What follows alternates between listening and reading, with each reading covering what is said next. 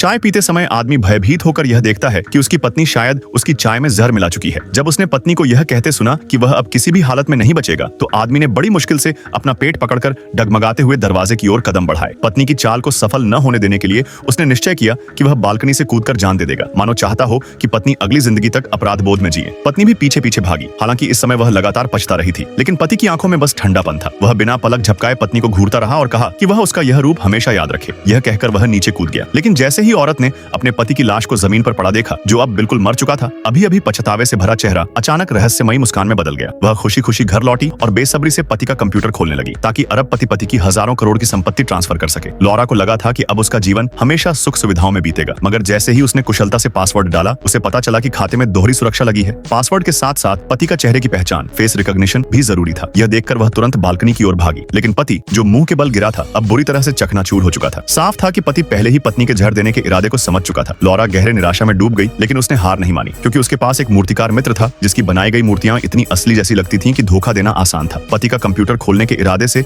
वह तुरंत अपने दोस्त के पास पहुंची। उसने झूठा नाटक करते हुए कहा कि उसके पति ने मानसिक परेशानी में आकर आत्महत्या कर ली और वह इतना दुखी है कि रातों को सो भी नहीं पाती। उसकी बातों में पति के प्रति बेहद प्यार और याद झलक रही थी। ये सुनकर उसका मित्र लाओबाई गहराई से सहानुभूति में डूब गया। मौका सही देखकर लॉरा ने उससे पति की मूर्ति बनाने की गुजारिश की, ताकि वह रोज पति को देख सके और अपने छिपे हुए मकसद पूरे कर सके। दोस्त की लगातार विनती देखकर लाओबाई ने उसकी बात मान ली, मगर तभी पीछे से अजीब सी आवाज आई। लॉरा ने इधर उधर देखा, लेकिन उसे कुछ असामान्य नहीं दिखा। उसे पता नहीं था कि उसकी सारी बातें लाओबाई की शिष्या एना ने सुन ली थी। जैसे ही लॉरा कार से चली गई, एना ने लाओबाई से कहा कि उसकी यह दोस्त जरूर कोई चाल चल रही है और अभी अभी उसने झूठ पर झूठ बोला है। असल में एना की बात बिल्कुल सच थी। बचपन से ही उसके पास एक खास शक्ति थी। जब भी कोई उसके सामने झूठ बोलता, उसकी आंखें अपने आप झपकने लगती। लेकिन लाओबाई को एना की बातों पर यकीन नहीं हुआ, क्योंकि लॉरा और उसका पति उसके वर्षों पुराने दोस्त थे। उसे लगता था कि भले ही उसने झूठ बोला हो, इसमें कोई बड़ी बात नहीं। इस समय उसका पूरा ध्यान सिर्फ अपनी दोस्त की मदद करने पर था।